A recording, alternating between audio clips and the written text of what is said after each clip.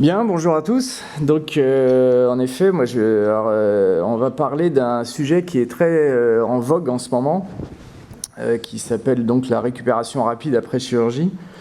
C'est une notion qui est pourtant pas très récente, mais en ce moment, je ne sais pas si vous avez déjà entendu un petit peu parler de ce sujet. Pas mal d'établissements, de cliniques, d'hôpitaux se mettent à mettre en place des protocoles pour faire ce type de prise en charge des patients. Et donc on va voir un petit peu la définition. C'est des protocoles qui datent, le premier concept a été décrit dans les années 90, milieu des années 90, par une équipe de chirurgie digestive danoise qui ont un petit peu bousculé les anciennes pratiques et croyances en faisant manger très rapidement leurs patients après des chirurgies du côlon, en les levant tout de suite, en les faisant sortir assez rapidement après des interventions. Et c'est de là qu'est né ce concept de récupération rapide ou réhabilitation améliorée après chirurgie. Donc en fait, la définition exacte, c'est un ensemble de mesures, on va voir un petit peu après lesquelles, et ça concerne la période préopératoire, péropératoire bien sûr, et post-opératoire, qui vise à réduire le stress chirurgical et qui permettront aux patients de se remettre plus rapidement. Donc là, il y a un petit dessin humoristique, c'est juste pour montrer qu'il ne faut pas se tromper sur les objectifs et pas se tromper sur la définition. La récupération rapide, c'est pas de la précipitation, c'est pas on va le plus rapidement possible et on met les malades le plus vite dehors. Et c'est pas un objectif économique. Certains établissements de santé peuvent vouloir pousser un petit peu dans cette direction pour avoir des séjours les plus courts possibles afin d'avoir moins de dépenses et optimiser les séjours. Le vrai sujet, c'est l'amélioration de la qualité des soins et au final de la satisfaction des patients. Donc c'est une amélioration plus rapide du résultat fonctionnel, quel que soit le type de chirurgie. Et le principe, c'est qu'on recentre le patient qui devient le vrai acteur de sa récupération. Et c'est aussi un moyen, au sein de l'établissement, de fédérer les équipes, parce que vous allez voir qu'il faut réellement un travail qui concerne toutes les catégories de la prise en charge du patient. Donc finalement, la diminution de la durée de séjour sera une conséquence, mais ce n'est pas un but. Donc, pour quel patient ? Donc là, il y a pas mal de discussions, même dans la littérature. Au départ, certains disaient il faut le réserver aux patients jeunes, les patients ASA1 qui n'ont pas d'antécédents, etc. En fait, la définition, les critères d'inclusion dans ce genre de protocole des patients, c'est largement étendu.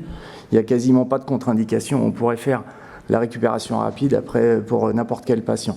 Grosso modo, il faut que l'état général permette d'envisager un lever et une mobilisation précoce. Bien sûr, le type d'opération également, il faut pouvoir lever rapidement les patients. Il faut que les conditions de vie ensuite, pour que le patient, quand il sorte, soient compatibles avec un retour précoce, c'est-à-dire un entourage, l'état du domicile, et il faut pouvoir disposer de moyens de contact avec les équipes soignantes, téléphone ou autres. Et les contre-indications sont finalement les affections, les comorbidités sévères, mal équilibrées, et des traitements lourds qui pourraient contre-indiquer ce type de prise en charge. Donc en période préopératoire, les choses qui ont changé, c'est notamment les règles du jeûne. Depuis très longtemps, il était établi que les patients devaient être à jeun au moins depuis 6 heures avant un geste chirurgical. Et ce sont les équipes de digestifs, justement, qui avaient, avec leurs premières études dans les années 95, démontré qu'il n'y avait pas réellement besoin et on pouvait au maximum aller boire des liquides clairs, café, thé, de l'eau, jusqu'à 2 heures avant les interventions. Donc ça, ce sont des notions récentes qui ne sont pas encore réellement bien entrées dans les mœurs. Mais donc, il ne faut pas être étonné si des patients vous disent tiens, je me fais opérer la semaine prochaine, je peux boire jusqu'à 2 heures, etc. C'est des choses qui sont maintenant, qui deviennent en pratique courante, mais ce n'est pas encore bien rentré pour tout le monde. Sur le plan des anesthésiques, vous savez qu'il y avait souvent une prémédication anxiolytique. En fait, là, ils commencent à moins la faire, car le réveil et les suites opératoires seront plus simples. Sinon, tout ce qui est évaluation préopératoire, consultation, anesthésie, cardiologique, etc., ça, il n'y a aucun changement avec une prise en charge normale. En préopératoire, il y a Toujours une incitation au sevrage tabagique qui en général améliore les suites. Enfin, pas de grands changements par rapport à une prise en charge habituelle, sauf qu'il y aura une information un petit peu spéciale du patient. En péropératoire, ce qui change, c'est là, c'est plus de la technique d'anesthésie, voilà, des préventions d'hypothermie, etc., qui nous concernent, nous, chirurgiens, un peu moins, mais il y a une prise en charge globale. Ce qui change surtout, c'est qu'ils vont de plus en plus adapter leur technique d'anesthésie pour avoir une anesthésie générale la moins profonde possible. Donc soit de l'anesthésie loco-régionale pure, si le type de chirurgie s'y prête, ou de l'anesthésie générale, mais qui pourra consommer un peu moins de morphine également s'il y a associé des blocs anesthésiques locaux de façon à diminuer les douleurs. En post-opératoire, les choses qui changent, c'est que souvent les patients maintenant remontent non perfusés, c'est-à-dire qu'ils ont un cathlon obturé à la main, une voie veineuse qui servira pour d'éventuels antalgiques, mais ils ne sont pas accrochés à la perfusion, ce qui donne toujours une image de malade. On reprend l'alimentation rapidement dès la sortie de la chambre, dès le retour en chambre, et puis on va mobiliser rapidement les patients. Donc là, il y a intervention des kinés dès le jour même de l'opération pour faire le premier levé, etc., des H4, à condition qu'il y ait des critères de levée possible, c'est-à-dire une bonne tension, absence de somnolence, etc. Si la chirurgie le permet, il faut retirer précocement les drains, de façon à ce que le patient soit le plus libre possible rapidement. Il y a des traitements préventifs des nausées, etc. Et de plus en plus, on essaye que les patients consomment moins de morphine, parce qu'on sait que la morphine entraîne des iléus, des effets secondaires de nausées, etc., qui peuvent retarder un petit peu leur récupération rapide. Donc c'est un vrai projet d'établissement quand on établit ce genre de protocole au sein d'un hôpital ou d'une clinique.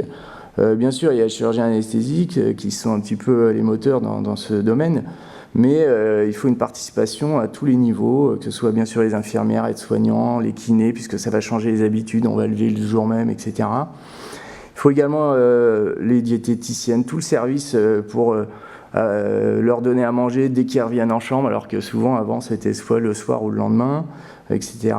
Il faut aussi sur le plan administratif, parce que les patients vont rentrer maintenant la plupart du temps le matin même d'une intervention, même si c'est une lourde intervention, donc les admissions, etc. Il faut que tout le monde qu'il y ait un discours cohérent et homogène entre tous les intervenants.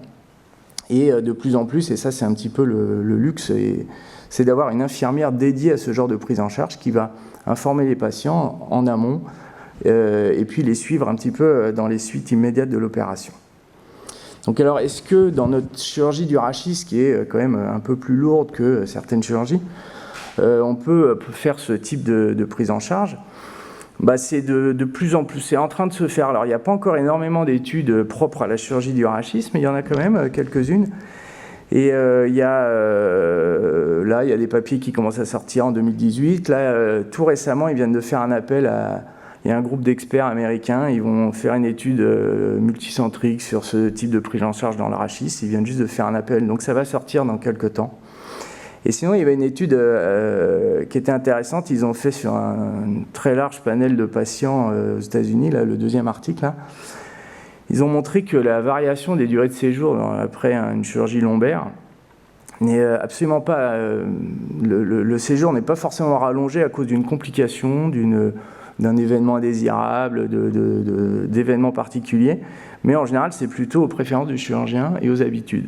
Et c'est pas, la plupart du temps, c'est absolument pas pour des raisons médicales. Dans le rachis, des blocs anesthésiques locaux sont faisables également. Donc de plus en plus, là maintenant, les patients, une fois installés avant leur chirurgie lombaire, ont des blocs sous anesthésie qui sont faits par les anesthésistes, donc sous échographie, je veux dire, et ils infiltrent des produits anesthésiques locaux, ce qui permet de diminuer la consommation des patients de la morphine péropératoire, et ce qui facilitera après les suites. Donc, en conclusion, ce type de prise en charge qui est très moderne est faite pour améliorer la qualité, une récupération rapide. C'est bien sûr applicable au rachis. et pas seulement pour les petites opérations, hein, parce qu'on commençait à dire bon, on fera ça pour les hernies discales ou quoi. Pas du tout, on peut le faire les arthrodèses lombaires, etc. Les personnes âgées, on dirait bah oui, au contraire, vaut mieux, et plus on les lèvera rapidement et plus ça se passera bien et plus ils seront autonomes et meilleur sera le résultat rapide. Il faut bien sûr respecter des protocoles, il faut une bonne organisation pluridisciplinaire en amont, il ne faut pas se mettre à faire ça tout seul dans son coin. Et le patient devient vraiment au centre du parcours. Donc, on améliorera ça, et nous, on est en train de le mettre en place, et ça se met progressivement, on est plutôt assez satisfait. Voilà, merci de votre attention.